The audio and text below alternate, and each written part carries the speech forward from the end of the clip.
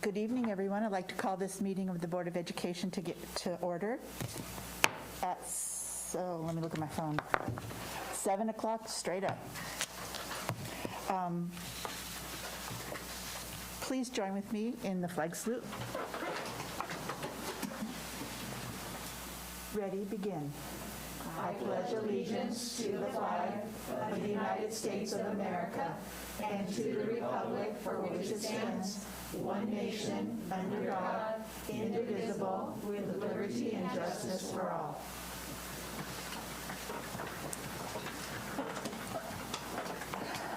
Well, this is kind of a whole new world tonight with our dais full of people. It's nice to have everybody back here. Let the roll call show that all board members are present. I'd like to welcome all our guests tonight, and glad that we have room for people to sit in and actually be here in physical form with all of us. And I have to say, it was really nice. I was by the high school today and up here at Sellers to see parking lots full, and I actually drove by the high school and happened to drive by one time during a passing period, and I saw students out passing around, and it was just really, really did my heart well.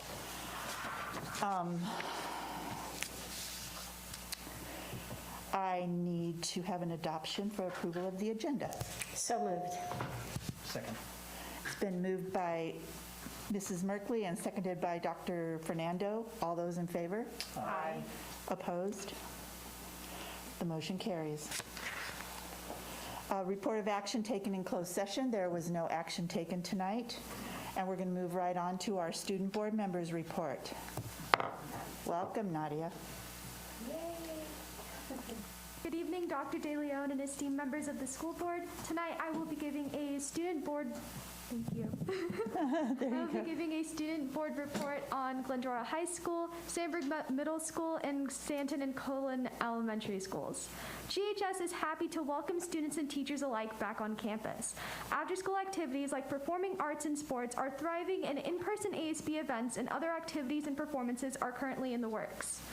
Sandburg hosted a sketch night where ASB members organized an event for families to sign up for themed rooms and learn how to draw different characters.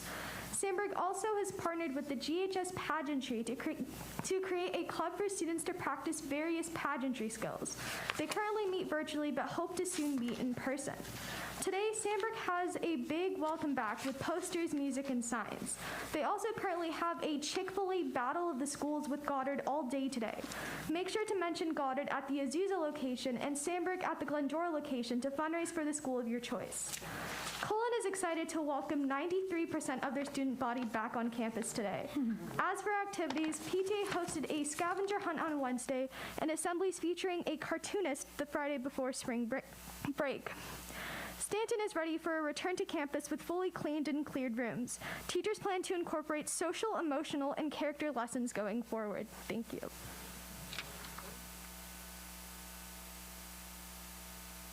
Turn this back on. We have some recognitions tonight, and we're going to go with, is Dr. Purcell here? Okay. Dr. De Leon?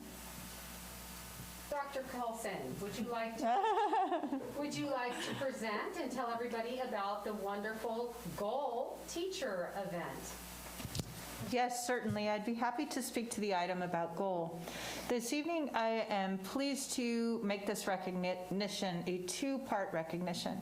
First, as the community is aware, in response to the pandemic and meeting the needs of all of our students, Glendora Unified established the Glendora Online Academy of Learning, or GOAL program.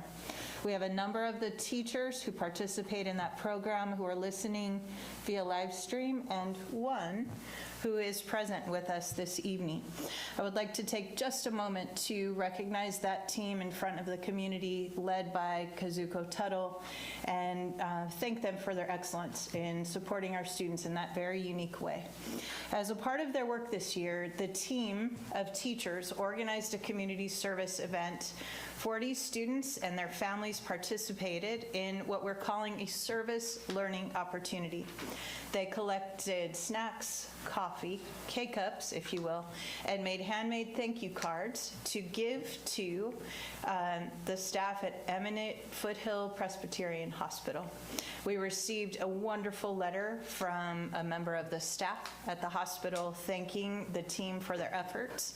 I would like to further echo that gratitude and recognition, thanking them for teaching students how we give back to the most essential of essential workers during this very challenging time. Thank you, Dr. DeLeon. Thank you, Dr. Wilson. I, too, want to echo how proud I am of our entire goal team.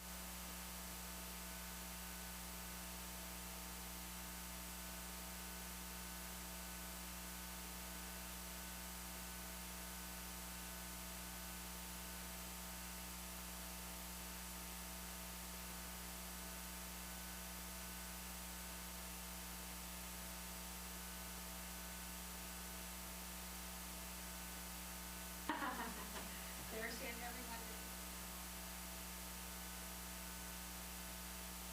Executive Board for GCA. Thank you so much for all your hard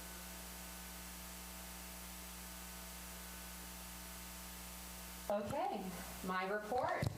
Before you start that, we had one other recognition for the speech contest winner, and that's, Yeah, I can speak. that- is that I you? can, no, that's great. I think we have our speech contest winner from the district, Jezreel Gomez. Won our local event, went on to the district or the regional competition for AXA Region 15. Did an outstanding job. We observed your presentation there. She represented us very, very well. So she took home our winning prize and also a prize from the regional competition for her presentation there as well. Jezreel, she has a great message for all of you tonight. Jezreel, please share. Good evening, ladies and gentlemen, and esteemed members of the board. I appreciate the opportunity to be here.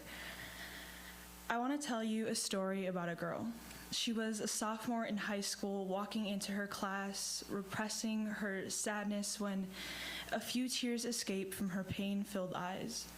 Her teacher pulls her aside and asks 3 simple words that would change the story for her. She asked, "Are you okay?" The girl, her voice cracking, told the biggest lie she would ever tell, the broken smile that told the truth, "I'm fine."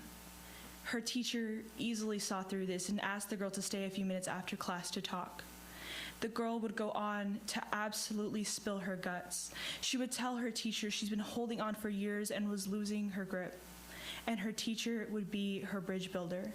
She couldn't be more grateful as she stands here today to give this speech. Hi, I'm Jezreel. I'm a junior, and I'm here to tell you why building a bridge isn't just important for getting some 14-year-old girl through a dark time, but is key in solving America's longest-lasting pandemic, the mental health crisis. Now, for those who have never dealt with depression or known someone who's dealt with depression, it's defined as feelings of severe despondency and dejection. According to the WHO, of the 264 million suffering with depression, 16 million adults in the United States alone had at least one major depressive episode in 2019. 16 million. 16 million people losing sleep due to feelings of severe emptiness. 16 million Americans sat as the darkness surrounded them. They wondered, will I be okay? And some will not make it out. According to the CDC, in a single year, over 1.4 million people attempted to take their own lives. Of these, 47,000 brothers and sisters are no longer with us. This isn't something that happens only to adults, but claims so many of our youth. Among students, SAMHSA reports adolescents aged 12 to 17 have the highest rate of major depressive episodes. Students like me here speaking, students like the ones you see in the classroom every day, on the other end of the screen, in their bedroom, in their tiny little corner of the world, everyone is dealing with something. This is why building a bridge is so important. When we go through a difficult journey, we have the opportunity to bring someone else through theirs and make their time a little easier than ours was. And yes, sometimes it's hard because we have to pause for someone else, but for people on the same journey or an even harder one, having someone build a bridge can mean the difference between life and death. This is what it means to be a leader. It means having compassion, patience, and understanding. It means you're willing to do whatever it takes to make sure they have a support system. You are there to hold their hand and lead them across the rough waters and make sure they know the bridge you built for them is strong and going to keep them safe. You are there to tell them it is okay to not be okay, but I'm here to make sure you will be because I understand what you're going through. And their journey becomes easier and less uncertain because they're guided by someone who's been where they are. The problem is only getting worse. This isn't going away. But anyone can ask, are you okay? So leave today knowing that as a teacher, as somebody in power, you can ask your students, your fellow workers, your counterparts, are you okay? Thank you.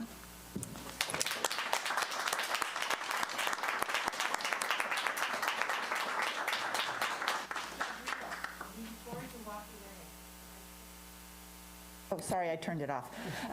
Please come back up. I think the board would probably like to say something to you. So I will start with Mrs. Merkley. Okay, I'm moved to tears. Sorry, I really am. I have family members who suffer from depression, and it's so hard to watch. So thank you. Sorry, I have to say crybaby, but thank you for bringing that to our attention. Well, I just was really impressed with the delivery. I mean, great eye contact, great pacing, great messaging. You truly were in the message of the presentation. You were living it. You were embodying it. I heard your passion. It's exactly what I needed to hear at 7-Eleven on a Monday COVID afternoon. So, or evening rather, sorry. I don't even know what the time is because of COVID. But just wanted to tell you that thank you for reminding us about what people are struggling with, that everybody that we walk past is dealing with their own story, and you've got a bright future. Thank you. Thank you. Mr. Ellenson? Yeah, echo what my colleague said. I always look forward to when we have our GUSD GLA speech contest winner come to the board and give their speech, because to hear young people speak about such important world topics in such an eloquent manner, it always astounds me. And so you raise the bar even higher every year. Our students impress me, and you've certainly done that tonight. So thank you for sharing that with us. Thank you. Mrs. Reuter?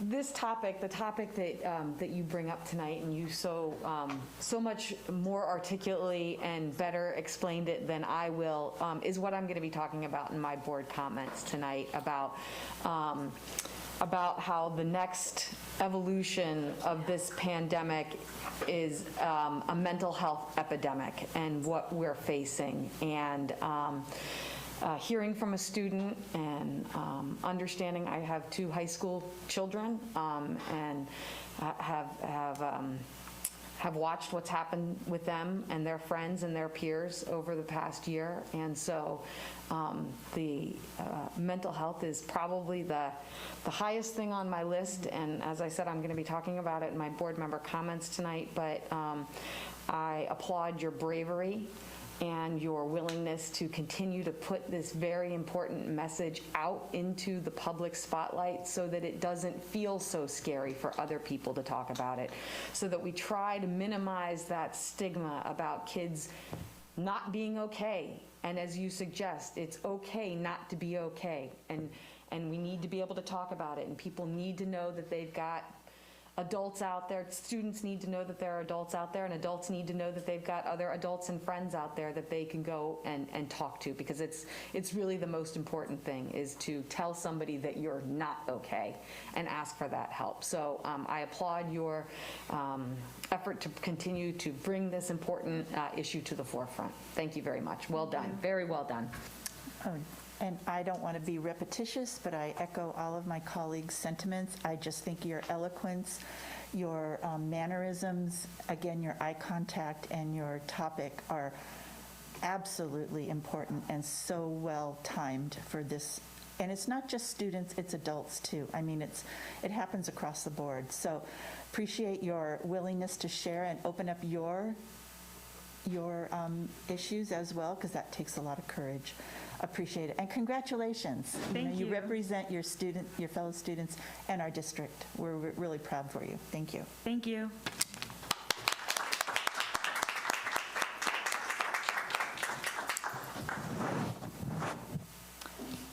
Okay, Dr. De Leon, Superintendent's report. How can I follow that? Sorry. I mean, really. All right. So, a lot of great things to report tonight for my superintendent's report. So board president, board, members of the board, staff, and community. Oh. Oh, there you go. Thank you. Okay, let's go to the first page. So, I don't know, but the most important thing that might have happened today was we reopened our schools full-time Monday through Friday. I've never been so thrilled I'm always thrilled to see children. It warms my heart every time I see children, but it just has been so long. It's been so long. 13 months of distance learning was way too long, but we are back. Really proud that we're back.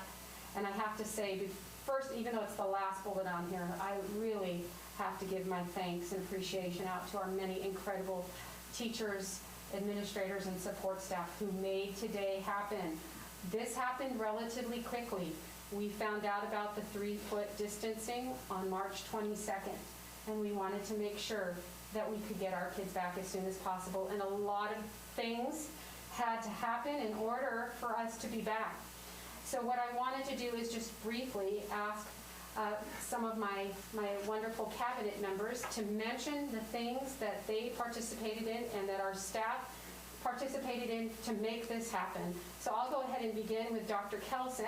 If you wouldn't mind sharing with us what you have to say and how you contributed in your staff to reopening. Thank you, Dr. De Leon. I agree most resoundingly with your final bullet there. Supporting the administrators, supporting the teachers, ensuring through the team that I work with that professional development and training were provided, working to support our students and their families through messages with an extensive video library of how to access various tech tools. And really being a part of the team that receives the public health orders on a Thursday and later that day or the following morning has a plan in place for the next adjustment. So leaving some bullets to speak to for my colleagues, I'm most grateful for our teachers, our staff, and the leaders who have helped support our students to make today possible. Thank you, Dr. Kelson. And I would be remiss if I didn't mention also that Dr. Summers from your department also did a great deal of work helping to train all of our staff and our principals to get them ready to be able to provide simultaneous teaching and learning. So also many thanks to our executive director. Thank you so much. Also, Dr. DeGrazia, would you please share with us what had to happen in terms of hiring for us to be able to reopen today? Just a couple things, maybe a couple thousand. We've been very, very busy. Many meetings with our bargaining units. Much thanks for the collaboration, the support, their willingness to meet. We met minimally weekly, more often than not several times a week. But their support, their drive, their perseverance. But again, in addition to the last bullet there, many thanks to all staff. We've had classified staff on the front lines from the beginning. Nutrition services staff that have served grab-and-go meals since the beginning of the pandemic through the summer, haven't stopped.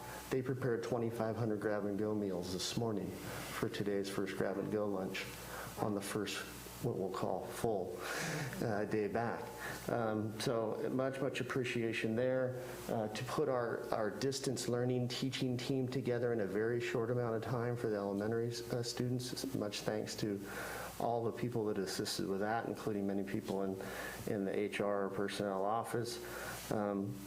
And we made some classroom visits today. It was nice to see the fruition. Dr. De Leon and I visited a few sites, and to see the fruition of all of that work and to see students back where they belong in our classrooms. Thank you. Thank you, Dr. DeGrazia.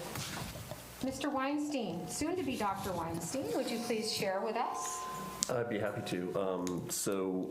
Underneath business services, we started with our custodial staff, and obviously the cleaning and the mandated cleaning and all of the COVID walks that we did, the protective equipment ordering, everything from ordering personal protective equipment to 2,000 single desks in order to achieve the 3 feet, and had to remove all the double desks.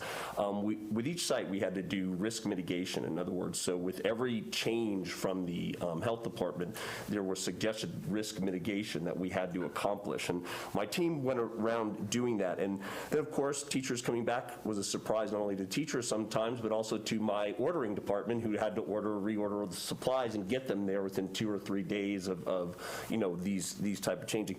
And again, talking about Director Johnson and just the grab-and-go meals and making the changes of where kids pick them up and how they're being delivered, how they're being done. The IT team did a great job of doing our base IT equipment, making sure they're all there in every single classroom. The technicians doing private appointments with each of the teachers in order to make sure their IT equipment worked and everything was going on correctly. Maintenance department, changing out all the HVAC filters, continually delivering 300 air purifiers to different classrooms, changing out all our water fountains to bottle fillers, all within just a short time. And then, of course, fiscal services, making sure that the money was available and making sure that all the POs got processed in a timely manner, doing everything from that, and also from the Fiscal Service Department of Risk Mitigation, coordinating all the COVID testing that we've been doing for all our student athletes, for our staff, and then finally, even doing things like coordinating the crosswalk guards to make sure that they're being done at the right time. So all these things changes, as Dr. Kelson said, in a matter of minutes sometimes, and we have to stop and revamp, but all of our departments, the staff was just flexible, worked long hours, and got it done. Thank you, Mr. Weinstein. I think also we must not forget all of the hard work of our district nurse, Sonia Delaquila, and all of our health clerks and technicians and volunteers, all of our clerks and clerical staff who have been running our own vaccination point of dispensing. And I believe, she told me that as of this week, we will have vaccinated 1,200, or excuse me, given 1,200, including seconds, vaccinations, which is wonderful. We've been approved for another batch for eligible people. So at this point, we've gotten pretty much all of our employees who would like to be vaccinated. Many of their eligible family members, the next eligible group, 50 and above, have been coming in as family members, and then we are preparing, God willing, if they approve it, we will have vaccine for our 16-year-olds, and we'll be able to vaccinate our own students beginning on the 15th. And so that has been a tremendous program and a lot of work, and I have to thank all of the people who have been involved with that. And also, I would be remiss if I didn't mention also Mr. Lopez and all of our special ed department and all of their teachers who have been back, by the way, many of them since October 19th. I wanted to mention that. So many thanks to everyone. And I'm sure I can't list every name here, but do know that I am so lucky to have such an amazing Glendora Unified team. What I have noticed more than any district I've ever worked in is the minute something has to happen, everybody just pitches in, gets together, rolls up their sleeves, and they make it happen. And they do it with a smile on their face, caring about our children. And I've never seen anything like it, and I am very, very grateful. And I'm grateful that we're back. It was so good to see kids today. All right. So the District Wellness Initiative, I just wanted to take a moment to mention that what Jezreel said today was so true. We recognize and have been extremely concerned about the mental health of our students and recognize that students have struggled during the pandemic. Our belief from day one and to this day has been that our students thrive when they are with us, and they need our incredible vast network of supports when they're with us, and we've been working every day to try to get them back. Our students did use their advocacy, their public advocacy voice in an extremely professional and appropriate way to write to the board and myself and their principal about their wellness needs and their desire to continue to have our Wellness Wednesday program. And while we are continuing to bring students back on Wednesdays so that they can have supports at our sites, we listened, we heard their advocacy, and we are proud of their advocacy and the way they handled it. And we responded. We responded to their need for mental health by hiring 5 new mental health providers, and also by having our sites set up wellness areas and spaces. Some of them are calling them wellness centers, wellness areas, but having them do that so that our kids have a place where they can go decompress. Remember, our students have some anxiety about coming back. Some of them, they haven't been around people. It's a lot. Some of them are on a little bit of overload. And they need a place to be able to go where a counselor will see them, and we've provided those areas. So that, along with our wonderful district wellness initiative, with all that having been led by Lucia Fernandez and all of our incredible counselors, we are continuing with all of those wonderful activities, continuing with our Character Strong program and all of those things at our sites.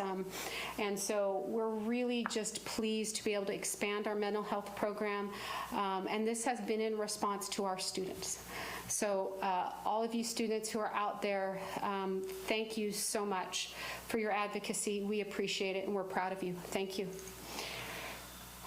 Let's see. More great news. More great news. Drum roll, please. Now, those of you who watch State of the Schools heard me say this. We have been given permission to have in-person graduation.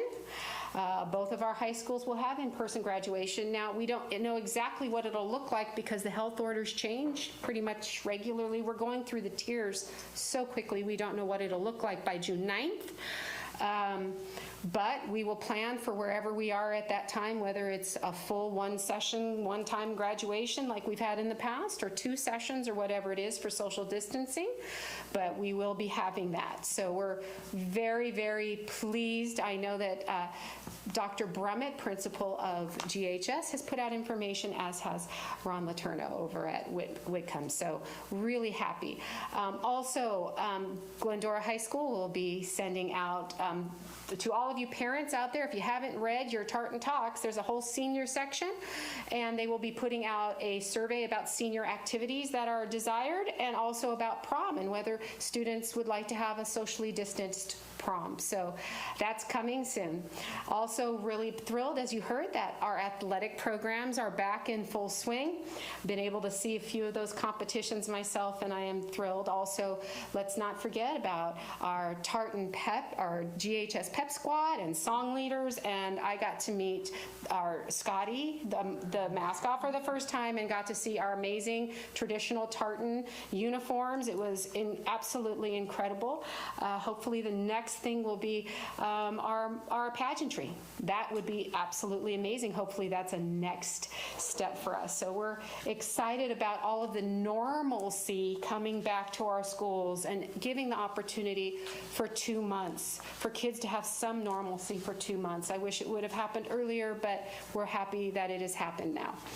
And also, I did want to mention that our GHS Pep Squad was honored by the Glendora Coordinating Council today. And you know what they were honored for? I'm just consistently proud of this community and our kids. Wow. They really worked this entire year to provide support and spirit and uplifting messages for our entire community. Not only did they do things like food drives and a pep camp for our little ones virtually, but they also, I did not know this is incredible, under the guidance of their leaders, their wonderful leaders, Miss Dunn and Woolridge, they... Mrs. Aguirre is the... Oh, and Miss Aguirre, I'm sorry, and Miss Aguirre as well. They created 42 uplifting videos that they that they sent out to different groups of people throughout our community to tell them that they were doing a good job and that they were appreciated. Now, can you imagine getting a video from the GHS Pep Squad? Oh my gosh. And so we got to see one of them today at the coordinating council, and I was so incredibly proud. So thank you, adult leaders and our Pep Squad, for that. That was amazing, absolutely amazing. I just had to tell everybody about that. Okay, next. Learning Resource Center.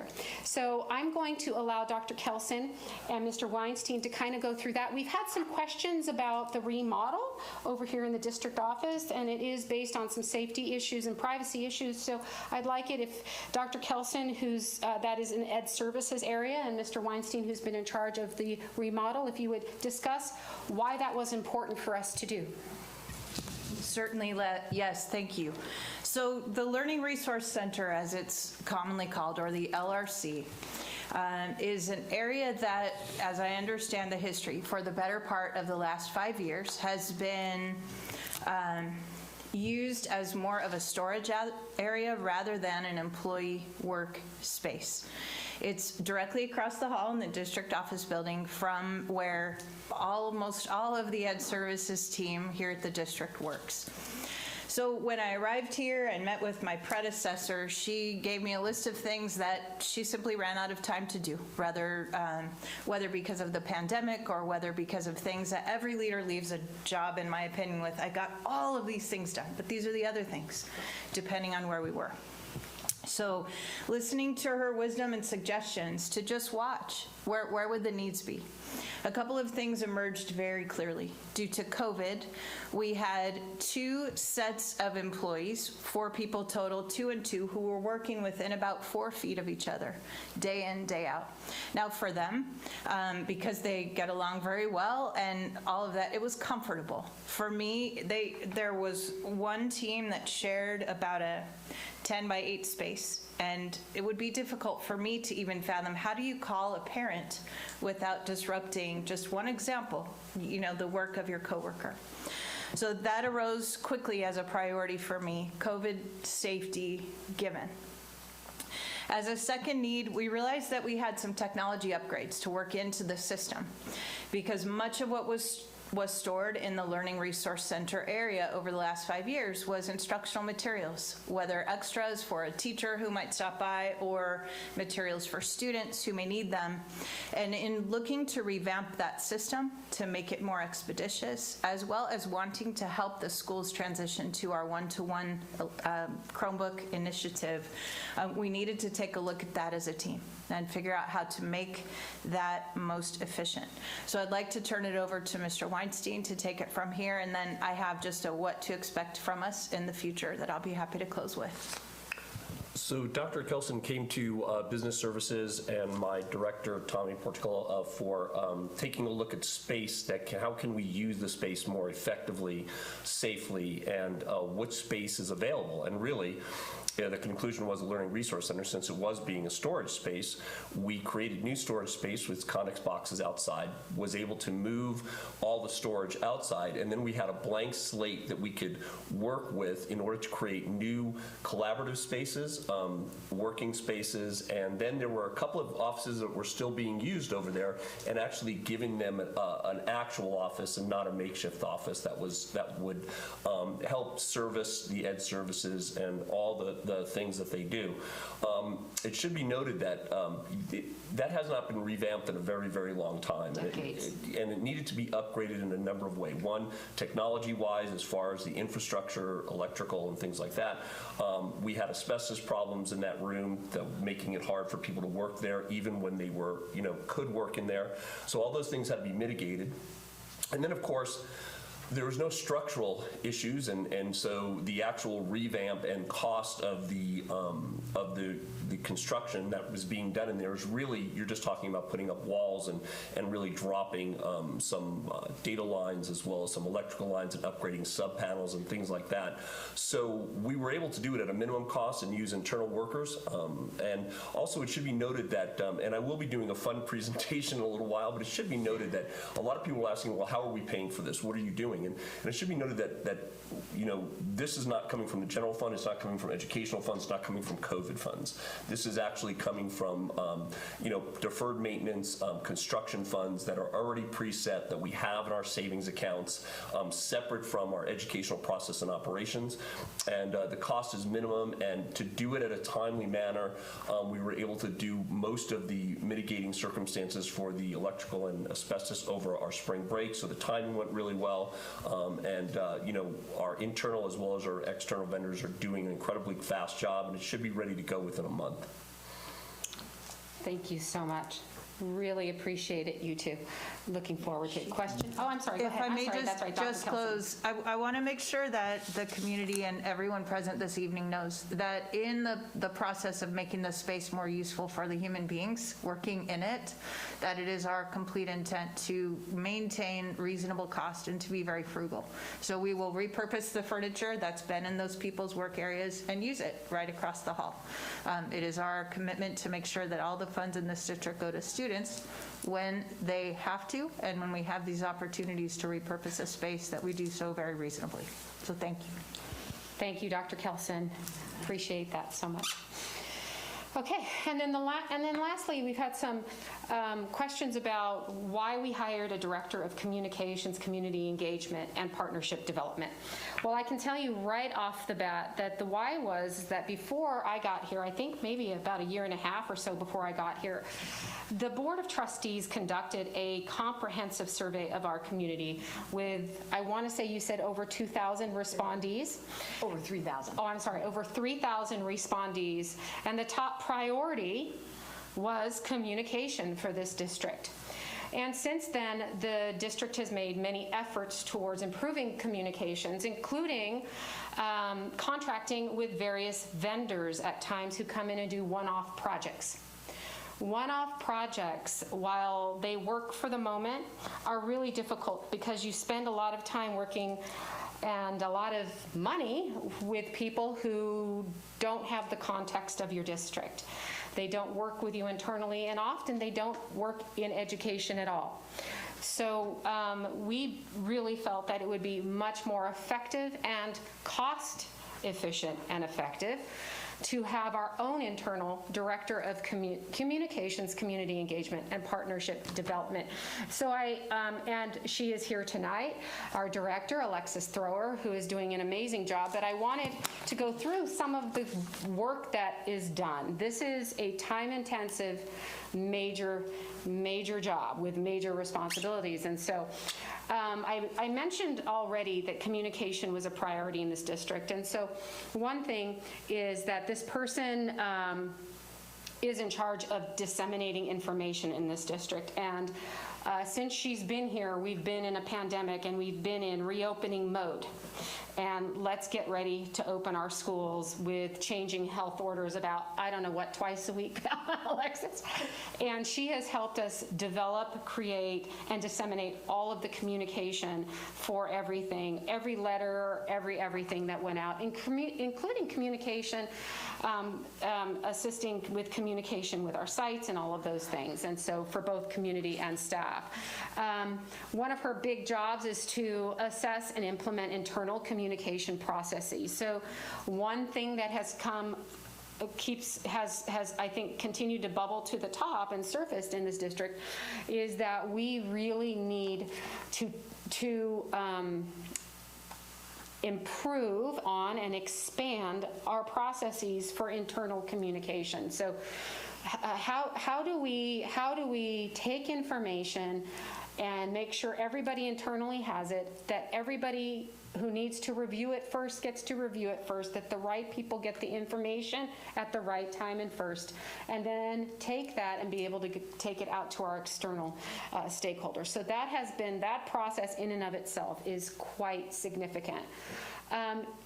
Also, one of the big jobs is to get photos and videos and go out to the sites and take pictures of what's happening to be able to show our community. So they have photos of, they can actually really see our classrooms and really see, for example, like our safety video, all of the social media posts leading up to the reopening, I'm sure you've all seen.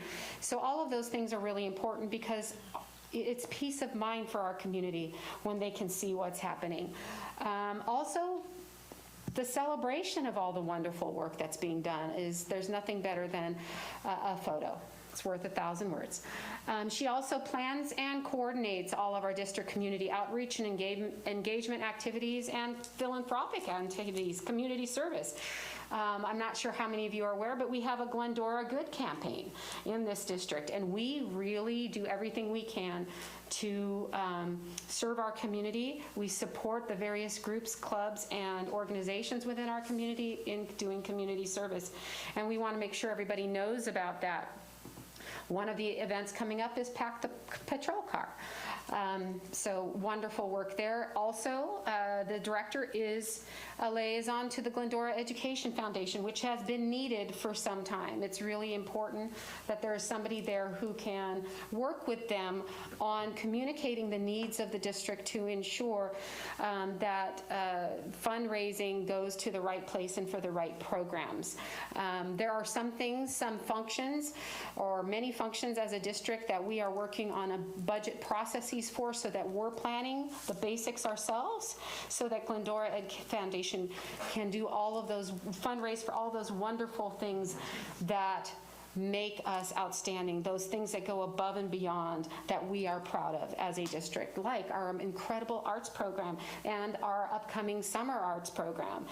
It's going to be amazing, so really happy about that. Also generating positive press coverage, also, articles, press releases. On our first week of vaccination on that Friday, we had news cameras there. They can't come all the time, obviously. We wouldn't necessarily want or need to be in the news all the time, but certainly you do want, when you're doing something that we believe is really benefiting the community and you want to get the word out, that is a great resource to have. Developing business, higher ed, community, and philanthropic partnerships. Now, this is important because this is not just about fundraising. This, in my vision, when I see developing partnerships, I see also building those incredible career pathways, internships, externships, apprenticeships within our own community and our own businesses, those connections with higher education that benefit our kids. So that is another huge part of this. Monitoring media and social media coverage, answering those questions as they come into IG or whatnot, and then also all other related duties, which is usually like, Alexis, we need to do an email about XYZ. We need to communicate with our parents about this. That comes in probably 10 times a day. So I just wanted to review with everybody what this job is, what it encompasses,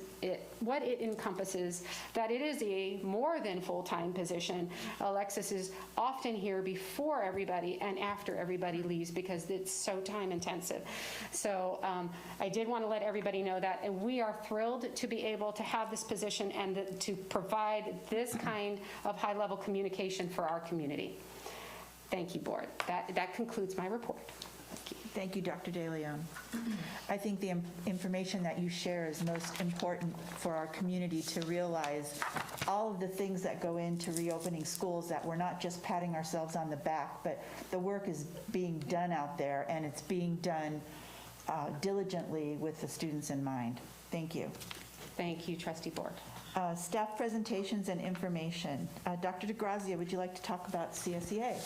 I would. Thank you, President Board, members of the Board of Trustees, Dr. De Leon, Cabinet, distinguished guests. I'm really excited to present this joint sunshining proposal for the 2021-2022 negotiations with the California School Employees Association and its Glendora Chapter 247, which is the local Glendora chapter. And on behalf of Marianne Nichols and myself, Marianne is the president of the Glendora chapter, I wanted to present this joint sunshining proposal for next year's negotiations, the coming year's negotiations.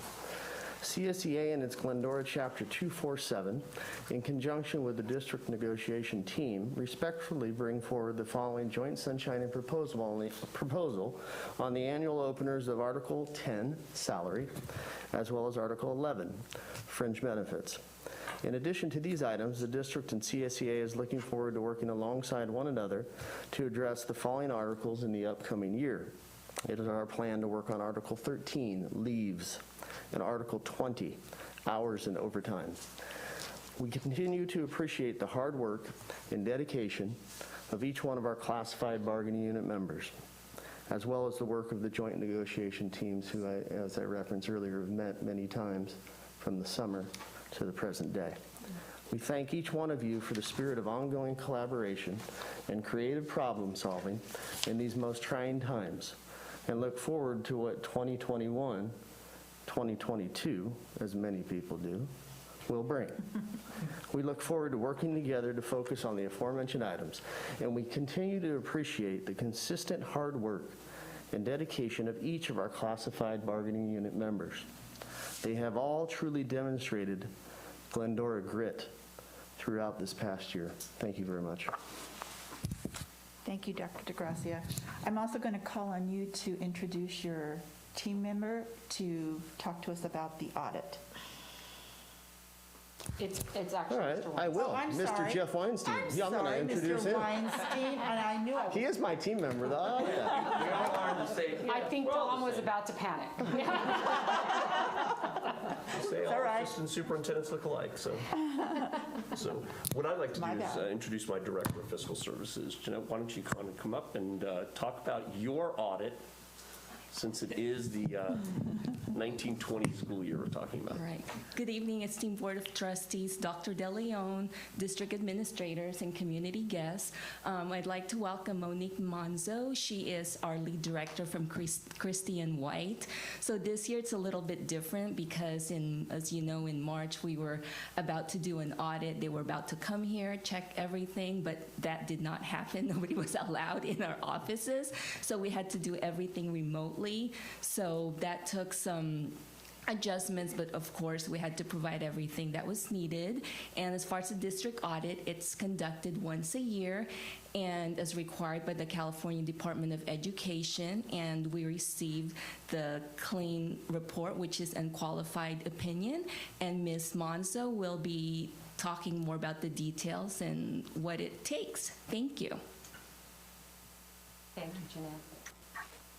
Hi, good evening. Thank you for having me here and allowing me to join in remotely. I'm hoping everyone can see my presenter view of the PowerPoint presentation. If not, please let me know.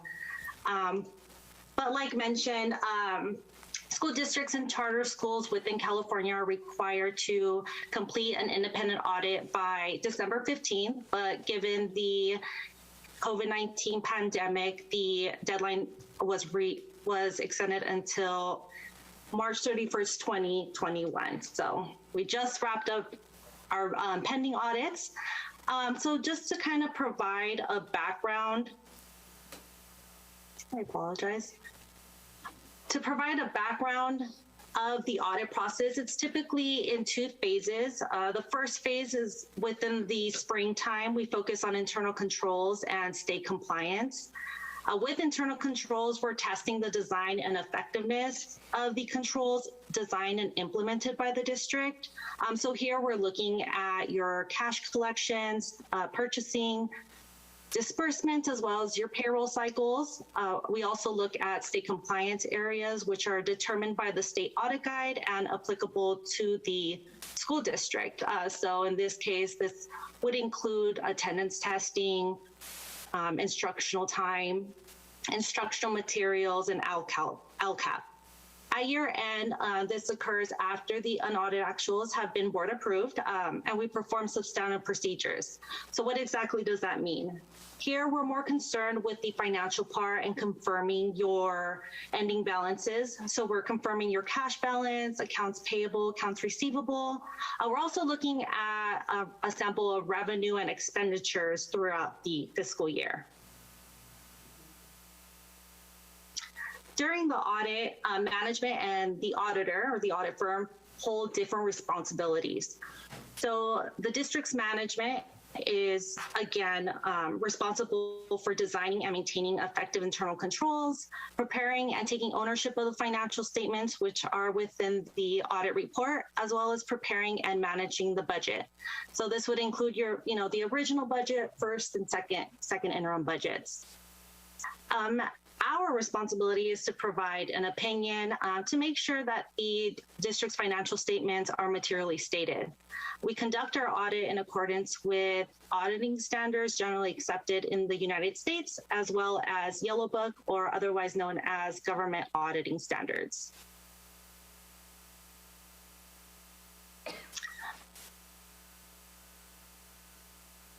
One moment.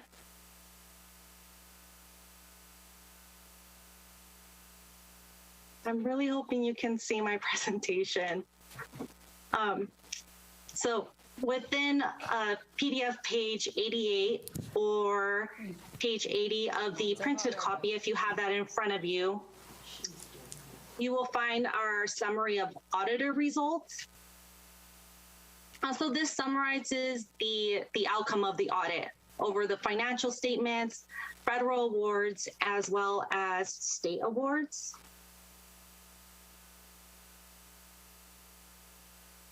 So within the first audit opinion, that's the opinion over the financial statements. We issued an unmodified opinion, which is the best opinion that you can potentially get. So in our opinion, the financial statements referred to above present fairly in all material respects. We consider internal control over financial reporting and planning and performing our audit. However, we don't express an opinion over the district's internal controls. However, during our review, we didn't know any significant deficiencies or material weaknesses. Our next opinion is over federal awards. So because the district expended more than $750,000 in federal monies, we make the determination as to which federal program we're going to review. This year, or for 2020, the major program selected was the special education cluster. Again, there were no significant deficiencies or material weaknesses noted, and an unmodified opinion was issued. Our last opinion is over state compliance or state awards. You'll see listed the compliance areas that are within the state audit guide and applicable to your district. Again, we issued an unmodified opinion, best opinion you could potentially get, and no significant deficiencies or material weaknesses. So in closing, I'd really just like to thank the district staff for doing an amazing job. With everything thrown at you this year, with the pandemic, you guys did an amazing job adapting to a remote audit. Yes, they did a fully remote audit and they did amazing. So I'm happy to be here again virtually and reporting that you received all unmodified opinions.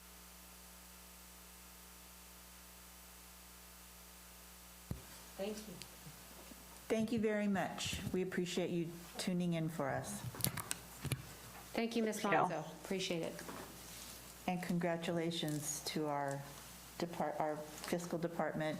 I know it's just everything that everybody spent, but it's always nice to come out of this with no issues. Thank you, Ms. Walzak, for all of your help, you and your department for your thorough work. And our fiscal services department is amazing. They really, really are. Thank you so much. Okay, Mr. Weinstein, fund assessments and usage.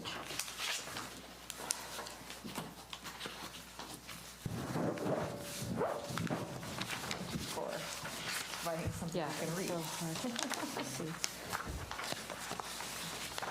I'm going to make sure we all get hard copies from now on because I can't see. I can't see. No. Board of Trustees, Dr. De Leon, guests, and guests online. When I first took over the position of CBO and Assistant Superintendent of Business Services, one of the things that we talked about was transparency of how we do our budget, how we spend our money, our internal controls, how the process is all done. And you can see by the audit that Jeanette and her team, they're very, very good at what they do. They document everything, and to have a completely clean audit is really something to be proud of. And just so that everybody out there knows, I went back 5 years And, you know, our audits have been pretty clean for 5 years. So it's not something that just happened overnight. It's not something that you do overnight. It's something that has to be consistently done all the time. And fiscal services is one of those places where the district office may be closed, but there's these people way, way in the back, you know, burning the midnight oil and keeping the bills being paid, and also spending the funds the way they're supposed to be spent, documenting correctly, doing the reports correctly for us so that we can continue to get funded. So I want to give my personal thanks to Jeanette and her team. It makes my job a lot easier coming into a well-run department rather than all of a sudden having to, you know, make changes. So one of the things that I think is very important is to start the budget process for the following year, which is our 21-22 year, by making sure that not only the board but the public understands information as how we move forward. There's a lot of meetings that take place in the budget process, but one of the things that is very important that I feel that is to understand our funding and understand what funds we have and understand how we get funds and what we do. And the first thing to know is funds, and what do we talk about when we talk about different funds? Like, what are we referring to? So this, you know, very brief presentation is really just to understand our funds in general, what we have, how we get them, and how we spend them, and why we spend them in certain ways. Next slide, please. So there's two types of funds we get. There's only two types of funds that we get. That's it, just two types. And those types are restricted funds and unrestricted funds. Restricted funds are restricted programs or activities that we are directed to by the state or by regulatory agencies of what they can be funded on, and the time frame in which we have to spend them. And a lot of these restricted funds, if we do not spend them on the things we're supposed to spend and do not expend all of those funds, we have to give back to the source. So one of the things that we look at is we look at how are we spending our restricted funds? Are we spending them fully because we don't want to give money back? And making sure that the different categories, there are many different categories of restricted funds, are being funded correctly, as well as being expenditured correctly. So those are restricted funds. Unrestricted funds is just our daily operation funds. These funds are just controlled by law, by the CDE, and we can spend them on whatever we want as long as it's lawful. Next slide. So our general fund, this is the fund that we operate the district out of. This is our general fund of operations, salary, payroll, paying the utilities, doing all those type of things. So it's defined as a chief operating fund for school districts. All transactions except those accounted for in another type of fund, which we will get to, are in this particular fund, restricted and unrestricted funds. And so just to give everybody an idea, the general fund revenue for this year is about almost $85 million. So that's our general operating fund. And often questions come to me from parents when I'm out at sites or from people in the community. They say, well, what does my taxes go towards? So how is my taxes paying this? Well, the taxes that you are paying, the local taxes, make up almost $16 million of that $84 million, which is about 18.62%. So 18.62% of our total operating budget is paid locally through the local taxes that we collect here. The rest of it comes from our ADA and the state funding, not local funding. So in these funds, to give you an idea of the balance between unrestricted and restricted funds, the way we operate is about 78%, almost 78% of our funds are unrestricted funds. We have a lot of unrestricted funds. But when you're dealing with $84 million, $85 million, almost $19 million, 22.46% are restricted. So there's $19 million in that $84 million that we have to monitor very carefully, spend expediently and efficiently, and make sure we expend that in the timely manner that we're supposed to so we get the best benefit for those funds. Next slide, please. The next fund is our adult education fund. So this fund is accounted separately from our general fund. We do not mix adult education money with our TK through 12 money. And this is from local revenues. This is federal, state, and local revenues, and it's basically a restricted fund, and it's committed only for adult education. And so some of the areas where we get this money from is LCFF transfers, adult education programs. We have the Workforce Innovation Opportunity Grants. We also get a base adult funding, full education funding from the federal government, and then other state revenue grants we can apply for. And then also some adult education classes will charge fees, and we collect those fees, and that goes to paying for this. And so our total adult education revenue is about $200,000 a year. And we expend just about all of it every year. Next slide, please. This is the cafeteria fund, fund number 13. So our food services division operates as a separate entity from the district. It has its own fund, own federal funding, and state funding. So this is actually funded based on meals served. So the number of meals we actually serve, not the number of meals we create, but the number of meals that actually go out to kids. We get a base funding for those in nutrition services programs. Sometimes we get some food service sales for the a la carte things, chips and different things like that, but that doesn't really amount to much. And then the LCFF transfers. This year, we have used COVID funds because if you remember when COVID first came in, we had a state mandate that food services was an essential department. We could not lay off anybody there, and we had to continue to serve the community with grab and go, which we have been doing, as Dr. Gracio talked about. So our total food service revenues this year is $1.4 million, and they operate on a positive. We do not have a deficit in this program. And one of the reasons this year and last year you don't have a deficit is because the state has mandated and allowed for to continue to serve the public in grab-and-go style and give us the revenue for that. Next slide, please. Fund 14, Deferred Maintenance Fund. This is one of the most misunderstood funds out there because a lot of districts don't even have a deferred maintenance fund. So a long, long time ago, deferred maintenance was mandated by the state that we had to place 3% of our total revenue within a deferred maintenance fund for future. Now remember, all of our sites, although they are our sites, they are state properties. And so it was mandated that we had to upkeep those properties through a deferred maintenance fund. In 2009, 2010, when we started getting, we went into a big recession, what they did is they waived the deferred maintenance deposit and have not mandated it to come back yet. So the deferred maintenance fund is funded through transfers from the general fund into the deferred maintenance fund, and just like it sounds, it's for the maintenance of our properties. It could be everything from big projects to HVAC replacement, equipment replacement, things like that, to minor construction, and it's really just to upkeep the schools. It can be paint, it could be just about everything, but that's the deferred maintenance fund.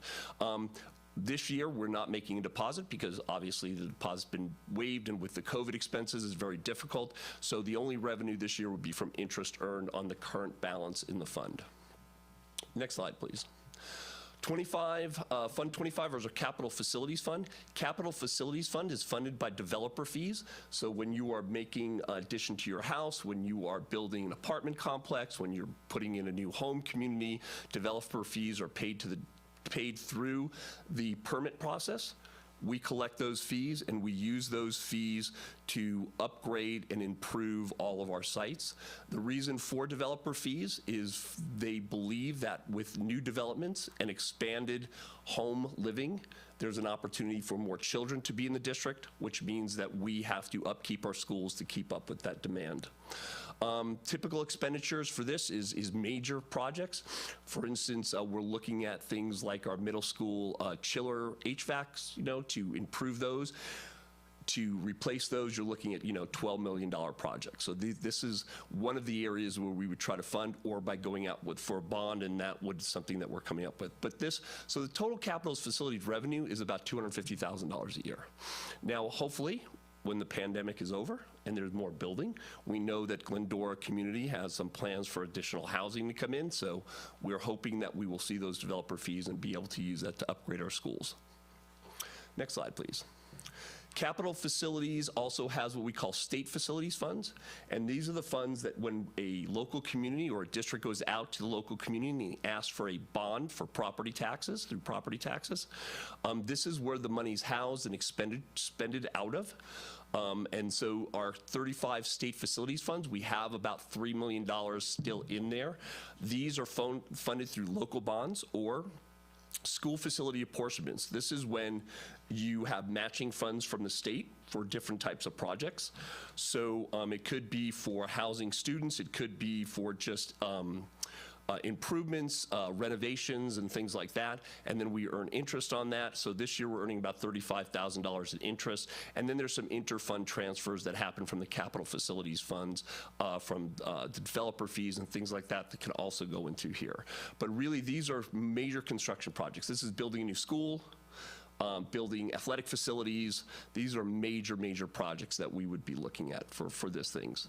And this is, we're currently doing, just FYI for the public out there, we're currently doing a facilities assessment in order to get a list of needs for the facilities so that we can look at, another type of bond so that we can improve our facilities so that we match our surrounding districts, what they're offering their students.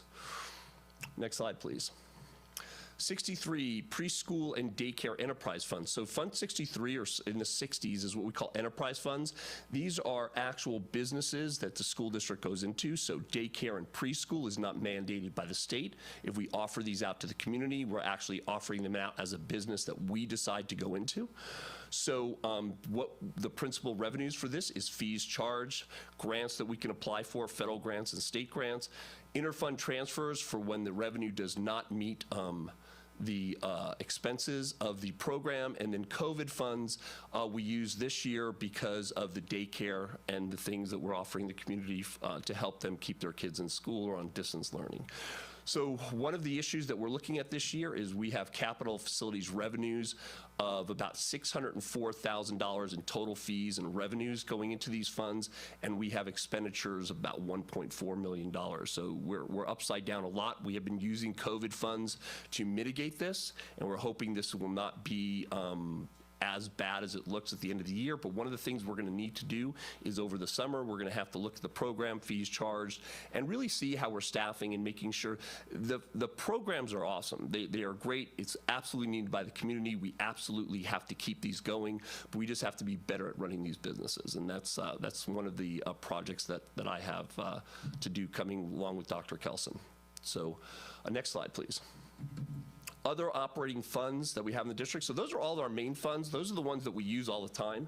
Those are the ones that Jeanette and her team are working on every day, paying bills, doing things, receiving funding. We have a few others that are actually on our books but are not everyday type funds.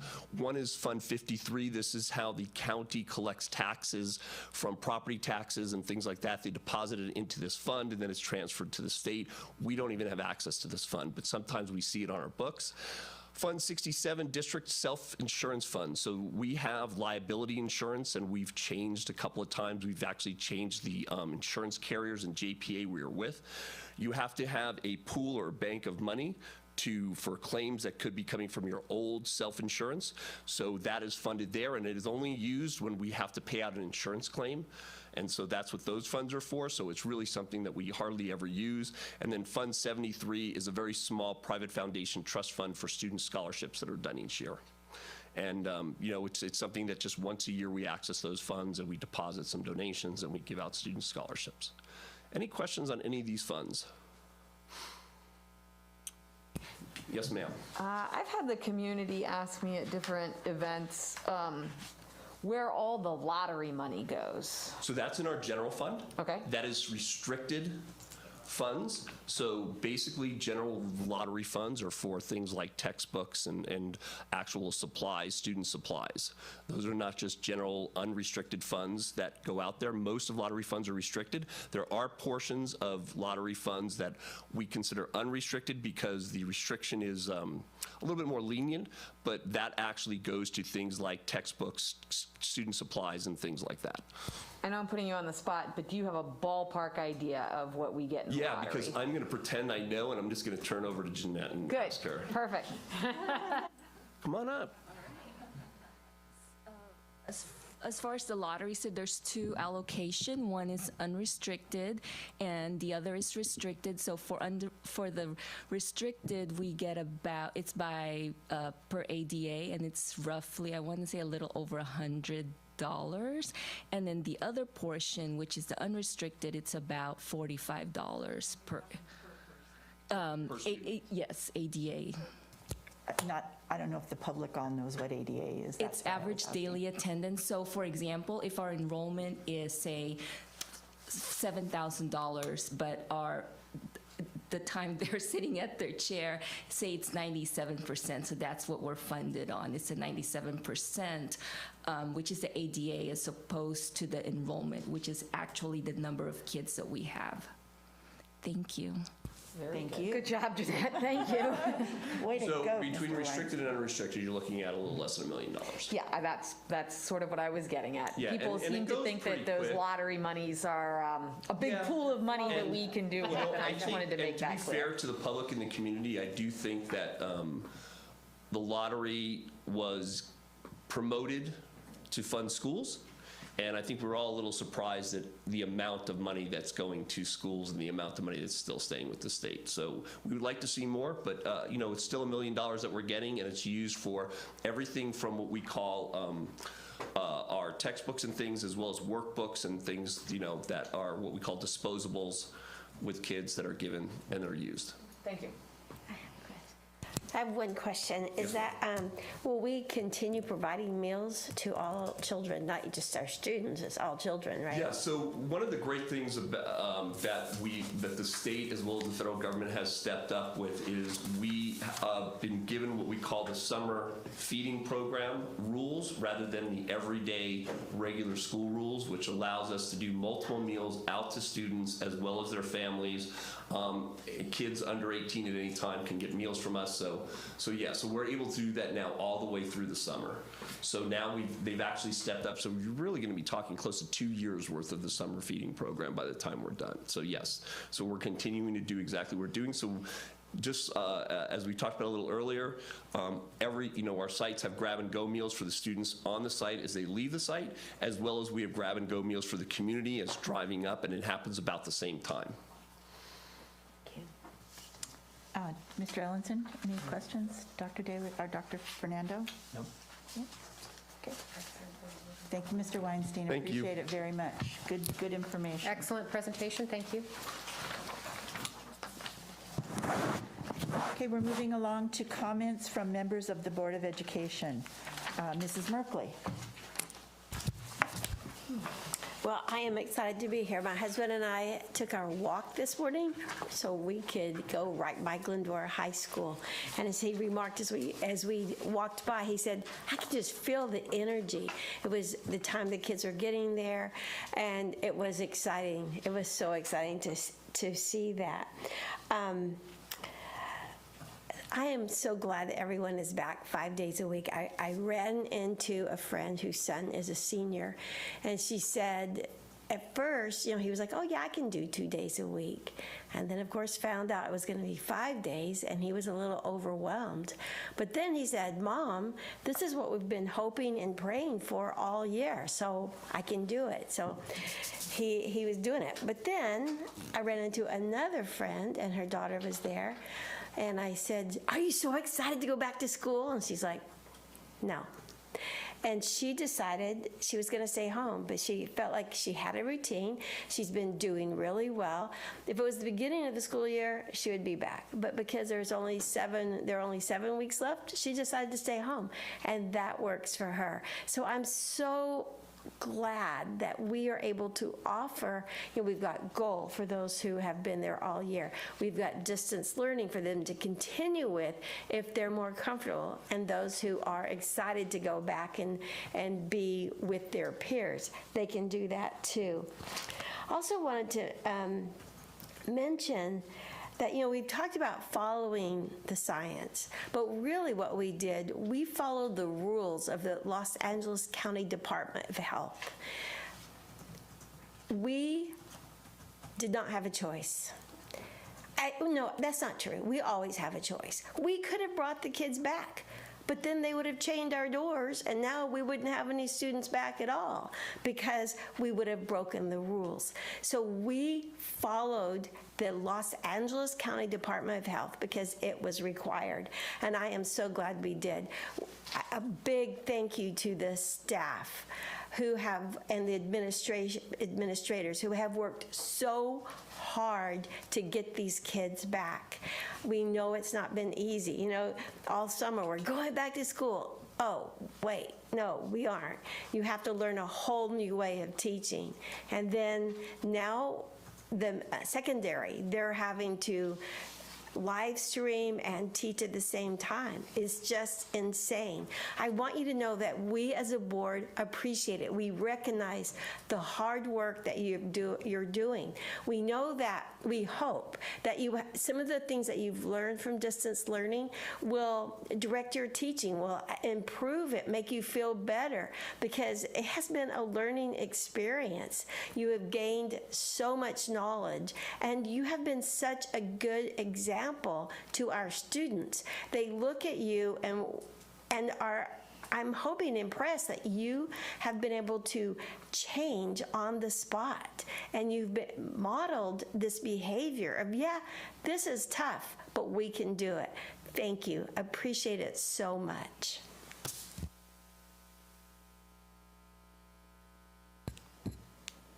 Dr. Fernando. Just again, good to be with everybody here. And first of all, I just want to acknowledge the shift that we have done in the last meeting, that everybody's up here. I think this is the first time that everybody's up here. It's new. It's wonderful to have the team up here. Incredible work that they have done since March 2020, when this pandemic has taken over our lives, and the last year and a half has been, it's been surreal. I think I have a new word. I have two words that I will never use again, and that's the word pivot and unprecedented, because it's so overused. But I think that is the work that both codifies and really summarizes the work of our staff, that they have done unprecedented work and that they have pivoted regularly and frequently. And just like Board Member Merkley says, the guidelines have been frequently pivoting. Just in the area of film production, the guidelines have changed 4 times in the last month. So you can only imagine trying to run a district when the guidelines change so dramatically and so quickly and so often. And frankly, much of the public don't really read the guidelines. And that is unfortunate, but that is the reality. I also want to encourage the members of the public that have not got this already to, if you are eligible, to get the vaccine. I'm going to encourage you to do that, to keep our community safe, to keep the Los Angeles County safe. Yesterday, I met an individual who has lost 27 members of his family due to COVID. And he looked at me in the face and said, Dr. Fernando, in your role as a school board member, would you please tell the public to get the vaccine? And so in my capacity as a board member, as a concerned citizen for everybody in this community, I'm encouraging you to get the vaccine because it does save lives. I'm also just really grateful for the collaboration that has occurred between administration and GTA and CSEA. Thanks to Dominique's work on that and the incredible work of our teachers and our staff who have done unbelievable work during this year. Again, it's been, I regularly hear from parents in other districts when they hear the work that has been done and the fact that our students are back at school for 4 hours a day, 5 days a week, they're frankly jealous. Because that's the kind of thing that they want to see in their districts. So I'm grateful again for that. And I want to acknowledge again what Jezreel mentioned today in her presentation. And I know that Elizabeth's going to be mentioning this as well. But I think as educators, we're going to need to be beyond content givers. And we're going to have to grow in the skill of not just tech and not just technology in the classroom, but also being aware of the mental concerns and the mental health realities of our students. That, of course, has always been an issue for us in the classroom, but even more so now in light of the pandemic, we have to acknowledge and be aware of, as educators, what that student is coming with in light of all they've experienced in the pandemic. And some of them have experienced different things, and some of them are going to experience something in light of the pandemic maybe in a couple months when it catches up with them. But I really appreciated that student's presentation. It just kind of crystally cleared my understanding of the work of a teacher, which is going to be even more challenging. And so, again, my hat off to the teachers who have constantly had to navigate so many things over the last several months and will continue to do so. So, again, thanks again to the work that this team has done. Mr. Ellenson? Thank you. Just wanted to reiterate the welcome to Ms. Thrower as our new Director of Communications. In my going on 8 years here as a board member, communications has definitely stood out as a priority among internal constituents, external constituents, the board. So you're joining us and doing a very important job, and I'm glad to hear a briefing earlier on how you will be deployed, integrated in all aspects of our school district, top to bottom, to consult and advise on how to properly communicate everything that we want to do and to be as transparent as possible. So thank you for that and welcome. And Mr. Weinstein, I just wanted to express my thanks to you for modeling some of that good communication in your board reports. Your directness and your transparency are appreciated by all of the board members, especially me, given my closeness to the budget. And I welcome any opportunities. If you want me to participate on any sort of working group on behalf of the board, I'd be happy to do that as we develop the 21-22 budget. I want to make a comment about our students, our high school students that reached out to the board about Wellness Wednesdays. I appreciate all of them very much and the way that they professionally and appropriately got engaged in policy. They saw something that was important to them, mental health and their wellness activities. And they figured out the right way to do it. They got together, they created an appropriate template, and they emailed all of the board members and the superintendent, explaining the situation, explaining the priority, the need, the importance, and making a reasonable request that we look seriously into this and make sure we don't lose sight of the wellness activities that have been so critical and will continue to be. I think Dr. Fernando said one time we were kind of eased into going home, and now we can't just throw everyone right back into normal. It has to be a transition both ways, and so this is the transition out of it, and we have to pay attention to the pace at which we do that and the impact that that has on mental health. So those students, thank you for being involved, for expressing yourself, and I hope that you see your outreach has made a difference. 5 new mental health providers, wellness centers at each site, and more, primarily because we heard you and wanted you to see that when you approach the policy process in that way, there are actions. Yes, today is a special day with return to school, K through 12. I was very proud at our last ROP board meeting with 6 districts in the area when they all say, well, let's go to Glendora first. What are you guys doing? Because we are ahead of all of our neighboring districts. And it's been fun and proud to have them ask, what are your plans? How have you thought through this? What are the obstacles and challenges that you faced so that we can learn from that and do it better the first time? And most importantly, I want to thank all of our teachers and classified staff and everything that they've done. It changes every day for them. One day they're teaching in the classroom, the next they're all online, the next they're using Canvas, the next they're coming back a little bit, and never mind, you're not coming back at all. Then they're teaching on camera and in person at the same time, then it's full in person, then it's 2 days a week, now it's 5 days a week. And you have pivoted every single time and been nimble every time we've asked you to be. And now not only are you going to be content deliverers, but you are deputized as mental health providers, because as Jezreel said, these students are going to be coming to you first.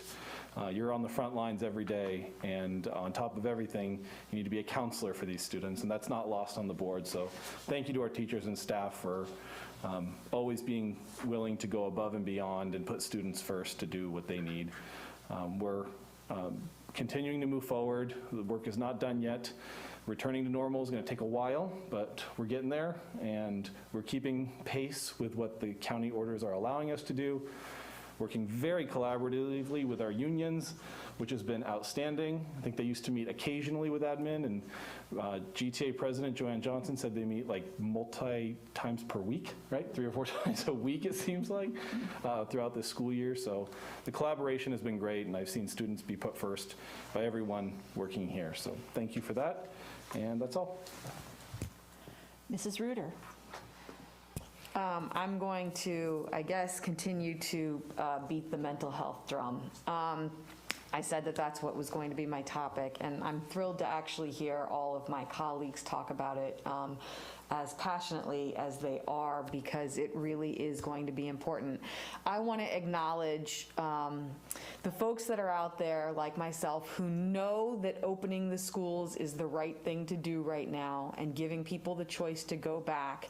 And maybe you've had both of your vaccinations, like I've had both of mine, and I'm still real anxious about getting out there and times. And I just want to acknowledge people that might be going through that same thing, where you feel a real sense of anxiety about going back into your classroom as a teacher, or going back into the hallway as an aide, or somebody that's helping on the kindergarten playground, or students. I really want to acknowledge that you're not the only one that's feeling that way, that there are a lot of folks out there that aren't really sure about what they're doing right now. They know intellectually it's the right thing to do, but emotionally it's really hard. So I just want to acknowledge those folks. I want to thank our students, as Mr. Ellenson mentioned, for bringing the attention in mass to how important those wellness. I think there were 800 or 900 kids that signed that petition, students rather, that signed that petition. We received individual emails from a lot of those high school and middle school students. And again, thank you to them for their respect and professionalism that spurred on the district then acknowledging that need and providing those additional resources.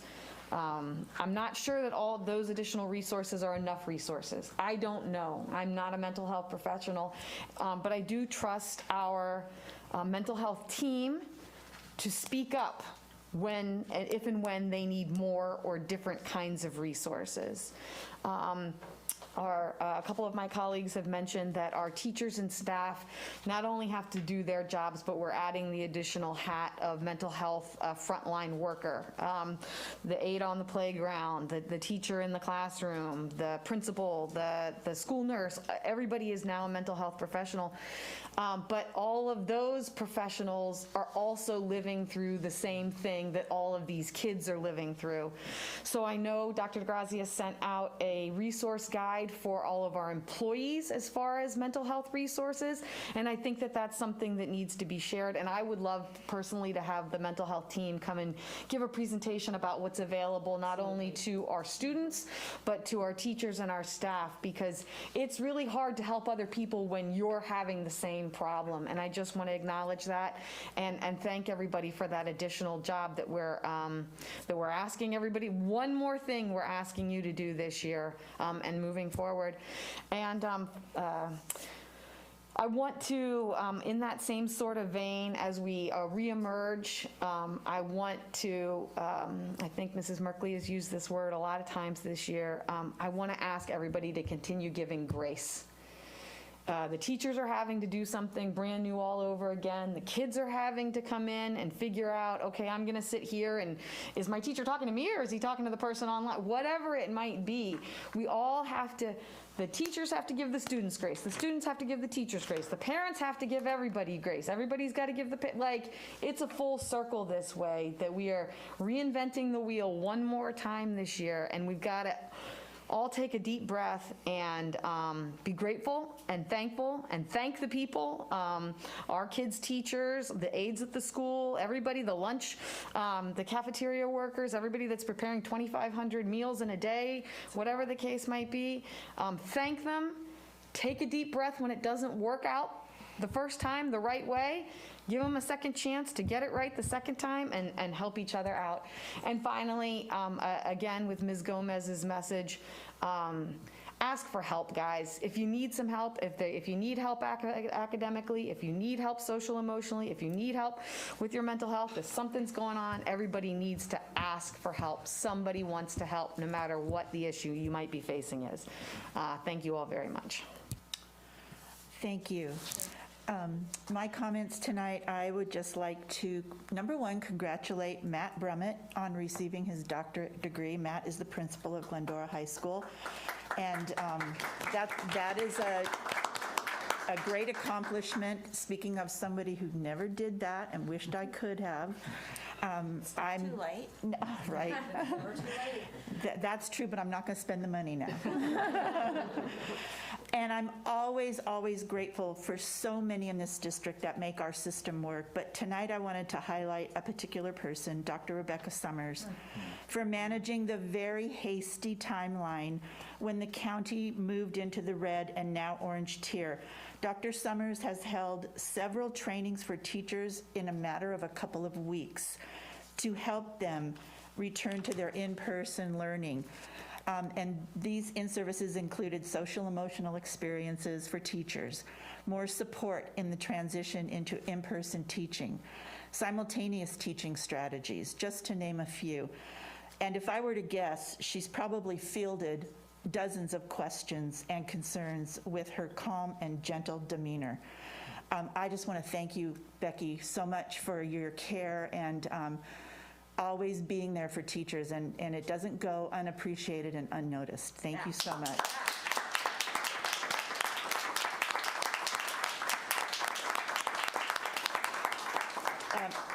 And then I asked myself, why am I comfortable with the return to in-person instruction? My commitment from the beginning has always been to follow the data, and I'm holding tight to that even now.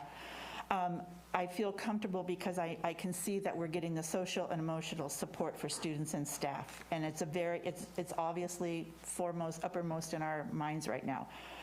The opportunity for hands-on instruction. I think you all know I have a couple of grandchildren here at Sellers, and brought them back. They're in 3rd grade, so I brought them back for their 2 days a week, and I have my mask on, and I don't wear my badge or anything out unless it's for a school function or something. But I overheard parents say, I can finally go back to work a couple days a week. So I want to acknowledge the parents as well, along with all of this, who have struggled, who have actually sacrificed in many ways that we'll never know because I don't have kids at home. I only know from my grandkids that my daughter's a teacher as well. So she's teaching on her computer to her students in another district. Her 2 kids are on their computers trying to do lessons, and they're twins, so they have the same teacher, thank goodness. But it's a challenge, and she made it work, but not everybody has that same kind of situation. So I really want to acknowledge parents. I also, part of my reasons for feeling okay with them coming back, students and teachers have access to materials now and the opportunity for hands-on instruction and hands-on activities.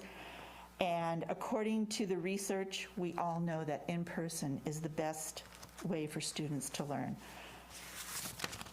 I also, in my other life, I was a teacher in another district.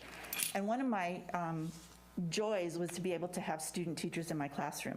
And I just happened to read this from one of my former student teachers, and I will end with this.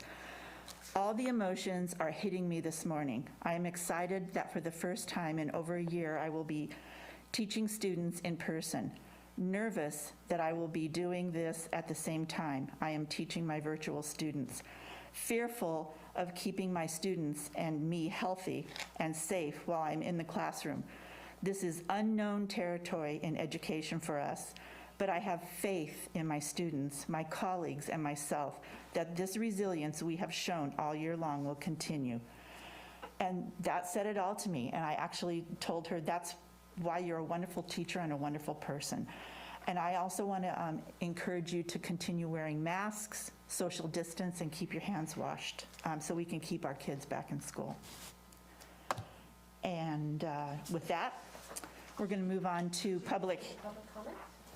Oh, public hearing first. Real quick before you say that, I have to say that as my husband and I were talking about these things, he asked me not to say the word pivot. He's heard it too many times, so I didn't say it tonight. It was really hard. And see, my word was unprecedented. I just have to say. Abundance of caution. Right? Okay, public input.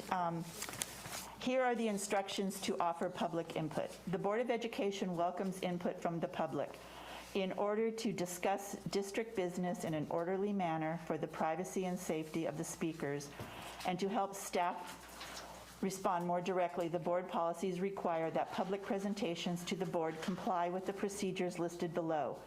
Speakers are asked to complete speaker cards available at the table at the entrance of the boardroom. If possible, turn in the speaker cards to the administrative assistant prior to the start of the meeting. If not, we'll collect it and find out if there are additional speakers. Public comments to non-agenda items may address only items that are within the subject matter jurisdiction of the board. Time allotted for each presentation is limited to 3 minutes per comment.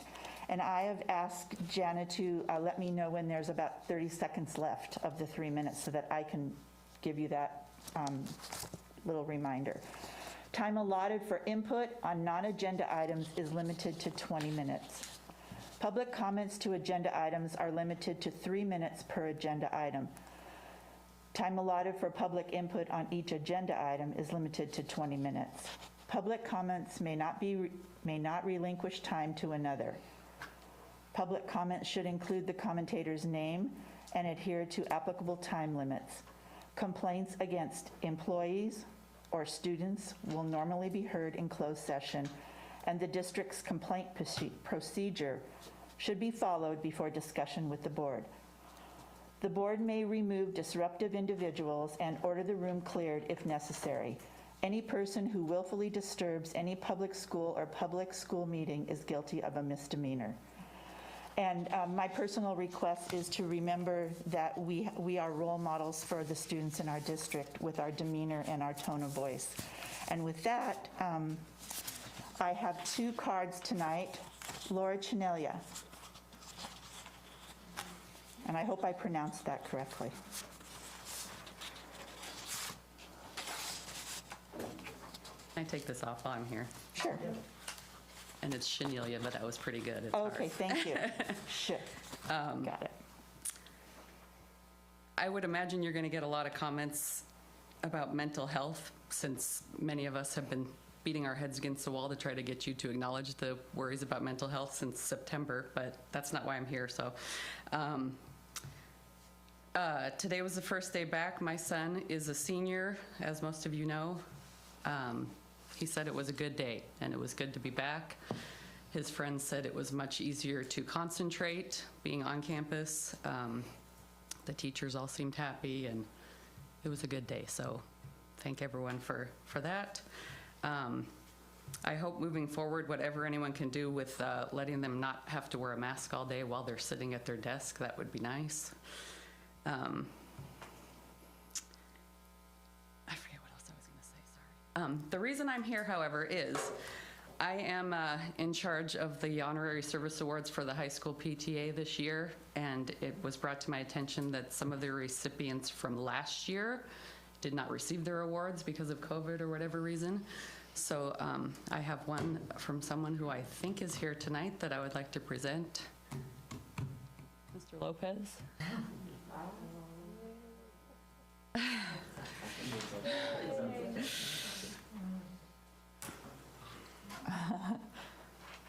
Taking him. While they're looking for him, did you have other things to say? Oh, I'm sure I could say a lot, but I don't think you want to hear about that tonight. I'll give you a break. Elsa, can you text? Sure. I think Travis is looking for him. He was standing right at it. Yeah. Just in case he's not within. Oh, here he is. There he is. Mr. Lopez, could you come up, please?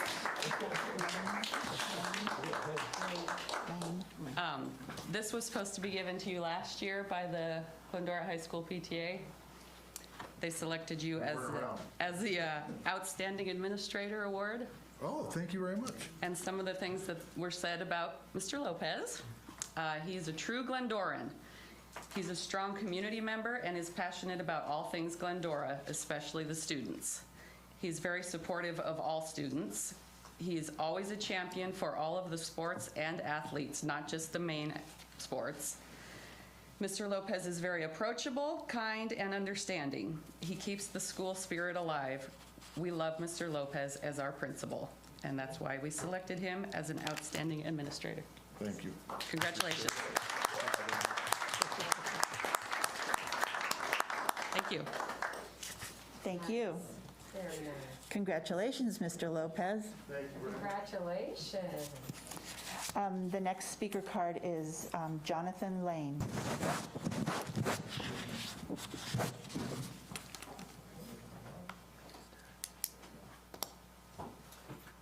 Good evening.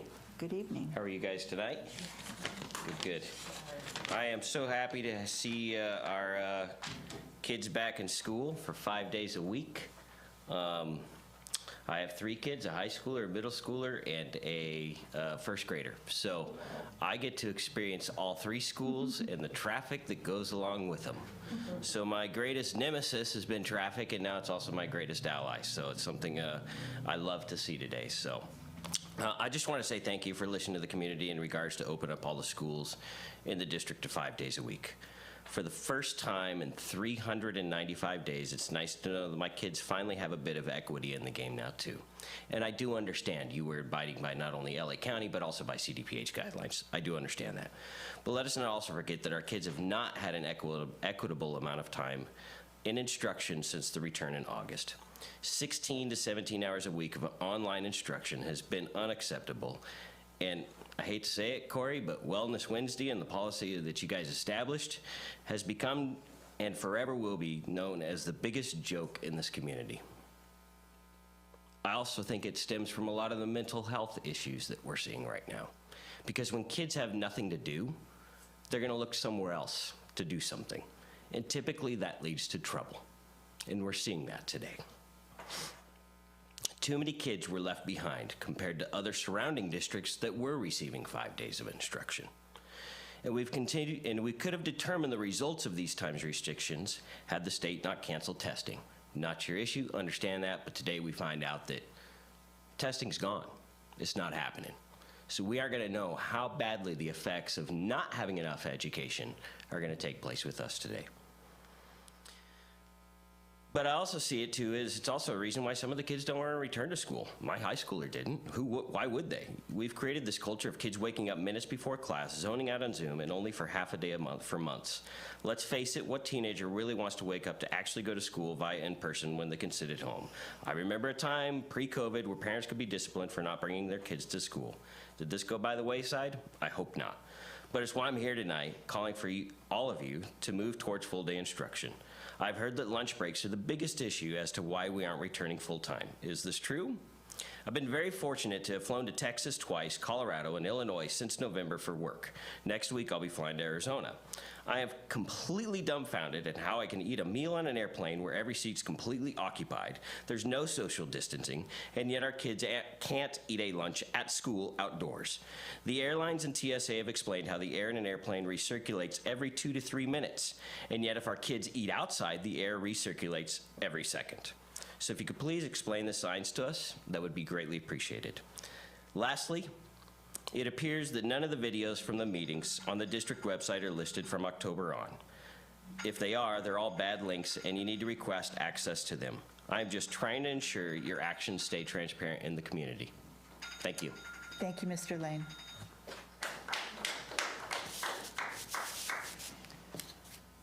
This concludes public input. Moving on to discussion action items. Okay.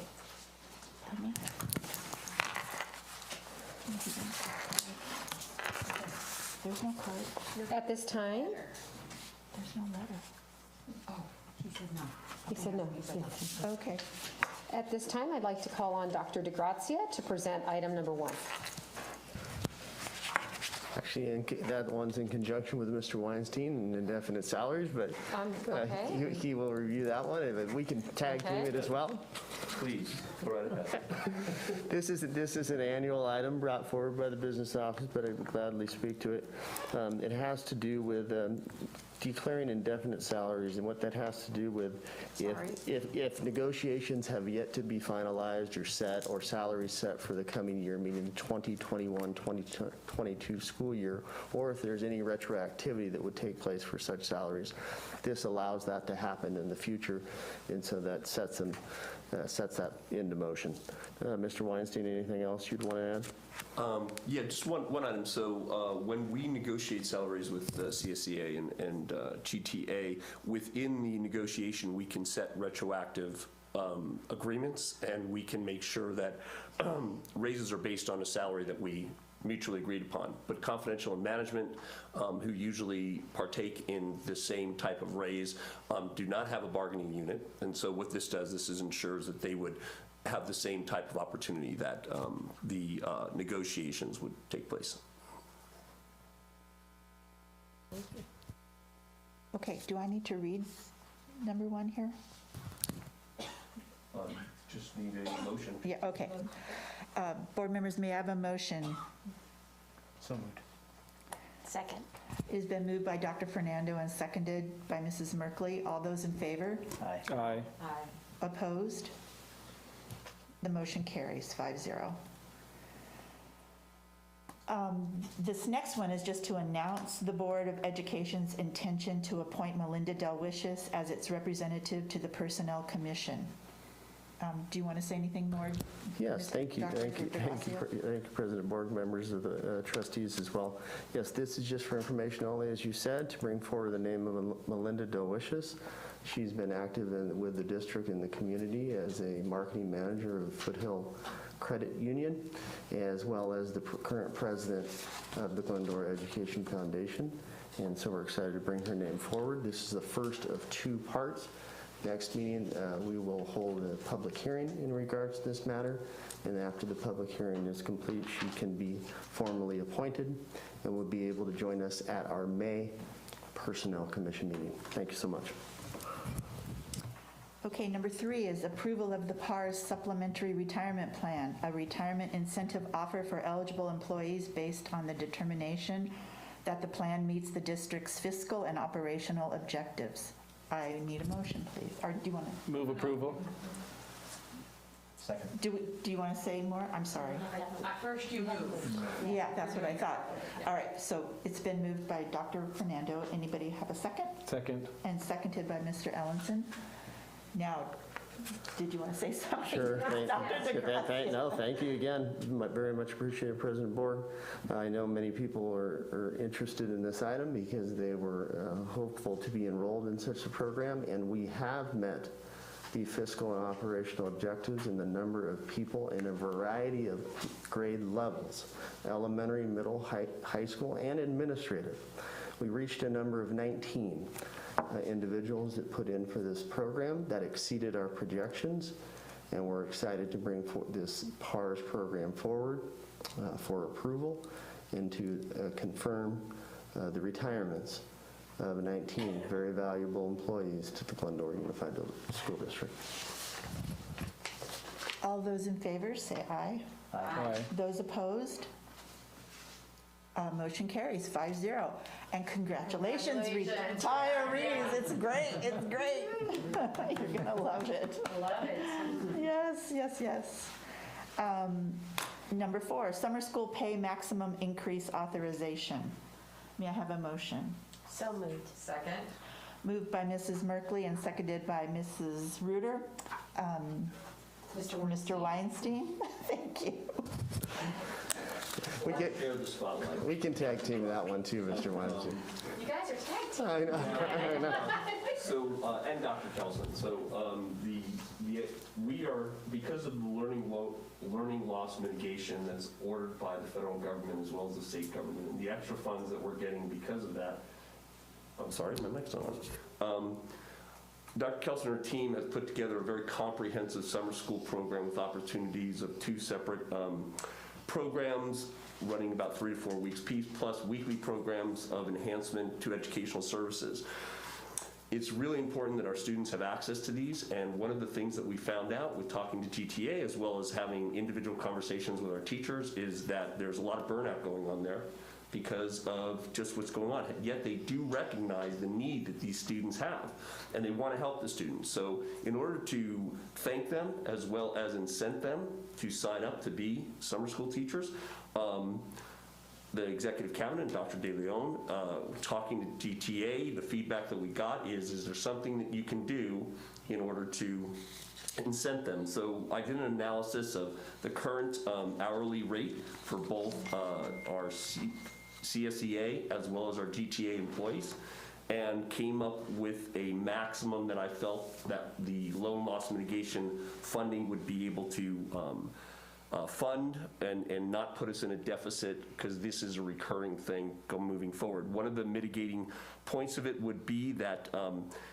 usually on an annual basis, when we do give raises, the raise is applied to the summer school amount, so 2% or 2.5% or 1.5% would be added to the $53 and change that they use. However, we are recommending up to a 15% increase to their hourly pay, which is significant, but I think what we're asking them to do is significant. And I think it's a great way to thank them. And we're asking for a moratorium of 2 years to allow the raises to kind of catch up and not apply to what we're going to give 15% to, because we feel it would be unfair to give the 15% this year. We're going to still have certain issues going into next summer too, and the 15% would be permanent raise to both of these groups, and so that's why we're asking for the moratorium on the actual annual raises if they're negotiated. Dr. Kelson, Dr. Gracia, to add anything to that? Nothing further. Thank you. Okay, all those in favor? Aye. Those opposed? Okay, the motion carries 5-0. All right. Looking forward to a robust summer school. Right? No, our teachers deserve it. You're right. They do. Right. They absolutely do. Consent items. The Board of Education may consider agenda consent items as a whole or as individual divisions. Any item may be removed by a member of the board for discussion. Is there anything any member would like removed? No? With that in mind, may I please have a motion to approve the consent items? So moved. Second. Moved by Corey Ellenson and seconded by Dr. Fernando. All those in favor? Aye. Those opposed? Great, passes 5-0, and with that, I want to thank everyone for a very civil and wonderful meeting. Thank you so much for being here, and we appreciate all of you, and let's keep wearing those masks, washing those hands. I move that we adjourn. Thank you. I'm just going to gavel us out of here. It's been moved by Mr. Ellenson and seconded by Mrs. Merkley. All those in favor to adjourn? Aye. Aye. Those opposed? Meeting is adjourned. Thank you. At 8:52.